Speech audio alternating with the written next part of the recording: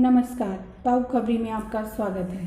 चलिए देखते हैं हरियाणा और देश भर से जुड़ी हुई तमाम ताज़ा खबरें। शुरू करते हैं देश की बड़ी खबरों के साथ। बलिया फायरिंग कांड में बीजेपी विधायक ने कहा है कि विधायक रहूं या ना रहूं, अपने स्वाभिमान और संस्कृति की रक्षा जरूर करूंगा। फेस्टिव सीजन में ऑटो सेक्टर में आई तेजी, गाड़ी खरीदने के लिए ग्राहकों को करना पड़ रहा है इंतजार। पूर्वांचल की सबसे बड़ी गल्ला मंडी के नज़दीक भीषण आग, इलाके में हड़कंप। जम्मू कश्मीर के नेता सज्जान लोन ने कहा है कि अनुच्छेद 370 हटाने के केंद्र सरकार के निर्णय ने क्षेत्र की सभी पार्टियों को एक मंच पर आने का मौका दिया है।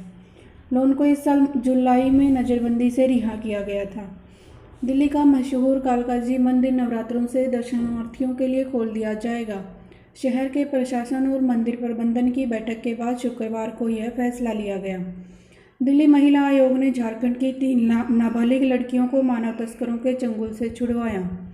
बेंगलुरु में पब मालिक की गोली मारकर हत्या। क्या शहर में दोबारा पैर फैलाने की कोशिश कर रहा है अंडरवर्ल्ड? बता दें कि हाल ही में देश के कुख्यात अंडरवर्ल्ड सरगना रवि पुजारी को कर्नाटक पुलिस ने अफ्रीकी देश सेनेगल से पकड़कर लाई थी। एमपी में मनरेगा घोटाला। जॉब कार्ड पर छपी दीपिका पादुकोण की तस्वीर, जिसे चुकाई मजदूरी उसे पता ही नहीं है। महाराष्ट्र के गृह मंत्री देशमुख ने कहा है कि एनसीबी ड्रग्स केस में विवेक ओबरॉय की जांच करे। श्री कृष्ण जन्मभूमि के मालिकाना हक के मामले में मथुरा की अदालत ने याचिका स्वीकार कर ली है। जिला जज मथुरा की अदालत ने सुन्नी वक्फ बोर्ड समेत सभी पक्षों को नोटिस जारी कर जवाब मांगा है। वरिष्ठ कांग्रेस नेता गुलाम नबी आजाद हुए कोरोना पॉजिटिव, ट्वीट कर दी जानकारी। दिल्ली में प्रदूषण दूर करने को तैयार पोल्यूशन कंट्रोल बोर्ड, उठाए जा रहे हैं सख्त कदम। बेटियों की शादी के लिए सही उम्र तय करने पर सरकार जल्द ही लेगी फैसला। शौर्य चक्र से सम्मानित बलविंदर सिंह की पंजाब के तरनतारन में गोली मारकर हत्या। Food and packaging company Haldiram की वेबसाइट पर बड़ा साइबर हमला हुआ है। साइबर अपराधियों ने कंपनी के मार्केटिंग बिजनेस से लेकर कई महत्वपूर्ण डेटा को भी डिलीट कर दिया है। फिर डेटा वापस करने के लिए साइबर अपराधियों ने फिरौती की भी मांग की है। कोरोना संकट में इस साल ऑटोमोबाइल आर्ट फेस्टिवल वर्चुअल आयोजित किया जाएगा। इस साल फेस्टिवल की थीम कोविड-19 योद्धाओं और जलवायु परिवर्तन पर आधारित होगी। राहुल गांधी ने भारत के सामने पाकिस्तान और अफगानिस्तान की स्थिरता को लेकर केंद्र सरकार पर फिर निशाना साधते हुए कहा है कि बीजेपी सरकार की एक और जबरदस्त उपलब्धि, पाकिस्तान और अफगानिस्तान ने भी हमसे बेहतर तरीके से कोविड-19 को हैंडल किया है। मुंबई लोकल में मास्क नहीं पहनने पर हो सकती है 5 साल तक की सजा। सुप्रीम कोर्ट ने पंजाब, हरियाणा और यूपी में पराली जलाने की निगरानी के लिए रिटायर्ड जज को किया नियुक्त। राजस्थान में बीकानेर के पास रिक्टर पैमाने पर 4.5 तीव्रता वाले भूकंप के झटके।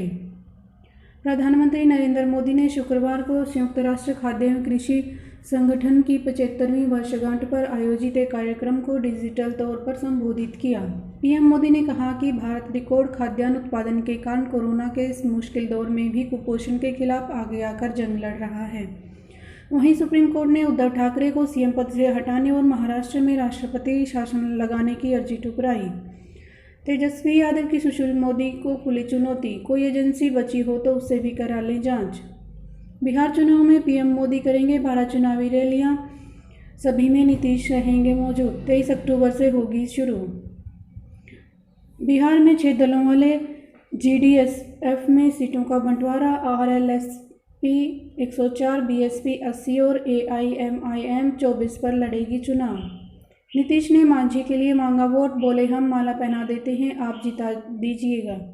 बीजेपी सांसद छेदी पासवान ने कहा जेडीयू के साथ कोऑर्डिनेशन बनाने में हुई देरी। चिराग पासवान ने खुद को बताया पीएम मोदी का हनुमान और कहा कि मेरे दिल में प्रधानमंत्री बसते हैं, चीर कर देख ले मेरा सीना। बिहार विधानसभा चुनाव में बीजेपी और एलजेपी के बीच होगी फ्रेंडली फाइट। बिहार चुनाव में एलजेपी ने जारी की दूसरी लिस्ट, मैथिल, ब्राह्मणों, भूमिहारों और दलितों पर मेहरबान पासवान। वहीं भारत में पिछले 24 घंटे में कोरोना के 63,371 नए मामले सामने आए हैं और 895 लोगों की मौत हो गई है। अब खबरें हरियाणा से। बड़ौदा उपचुनाव में निर्दलीय लड़ेंगे कपूर नरवाल, बोले मैं कांग्रेसी गुटबाजी का शिकार नहीं हुआ हूं। बड़ौदा उपचुनाव में कांग्रेस ने इंदुराज नरवाल को दिया टिकट। योगेश्वर दत्त होंगे बड़ौदा उपचुनाव में बीजेपी जेजेपी गठबंधन उम्मीदवार।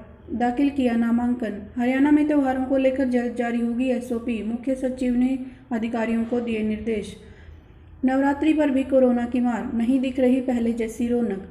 फतेहाबाद में सांसद सुनीता दुग्गल की ट्रैक्टर यात्रा को किसानों ने दिखाए काले झंडे। वहीं नायब सैनी का कहना है कि चड्ढूनी और कांग्रेस नेताओं के तांडव की वजह से हुई है किसान की मौत। स्वास्थ्य मंत्री ने पानीपत में कोविड-19 आणविक प्रयोगशाला का किया उद्घाटन। हरियाणा बोर्ड 10वीं और 12वीं की पूरक परीक्षाओं का शेड्यूल जारी, डेट शीट भी जारी कर दी है।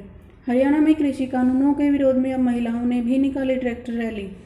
मिर्चपुर कांड के पीड़ितों को हरियाणा सरकार ने दिए प्लॉट, बसाया जाएगा रिहायशी इलाका। कंवरपाल गुर्जर ने कृषि कानूनों के समर्थन में निकाली ट्रैक्टर रैली, किसानों ने किया विरोध।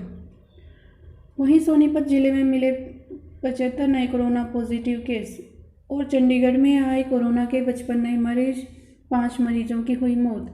इस तरह की तमाम ताज़ा खबरों को जानने के लिए जुड़े रहिए हमारे YouTube चैनल ताऊ खबरी के साथ। धन्यवाद। जय हिंद, जय भारत।